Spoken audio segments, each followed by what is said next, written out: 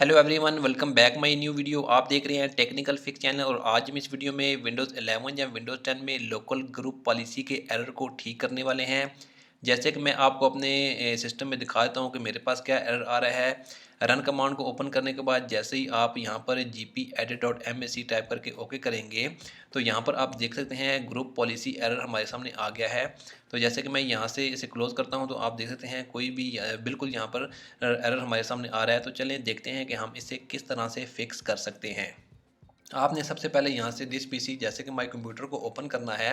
Open करने के बाद आपने लोकल डिस्क सी को ओपन करना है। इसके बाद आपने यहाँ से विंडोज़ में जाना है। जैसे ही विंडोज़ को ओपन करेंगे तो यहाँ पर आपने सबसे पहले एक काम करना है कि आपने ऊपर व्यूज़ में जाना है। व्यूज़ में जाने के बाद आपको नीचे शो का एक ऑप्शन नज़र आएगा। इसमें जाने के बाद जो हिडन आइटम्स हैं आपने इन्हें इनेबल लाजमी करना है। यहाँ पर जो चेक मार्क है वो यहाँ पर लाजमी तौर पर लगा होना चाहिए।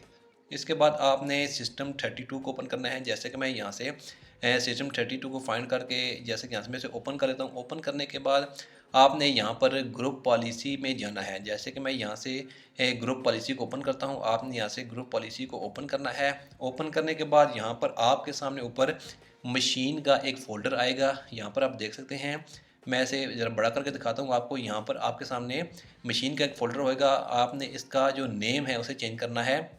मशीन इसी तरह लिखा रहना चाहिए और एंड में आपने .old लिखना है। .old करने के बाद आपने यहाँ से यस करना है और इसके बाद जो ये विंडोज़ है, ये टैब है, इसे आपने बंद कर देना है और अपने कंप्यूटर या लैपटॉप को एक मरतबा आपने रीस्टार्ट कर लेना है।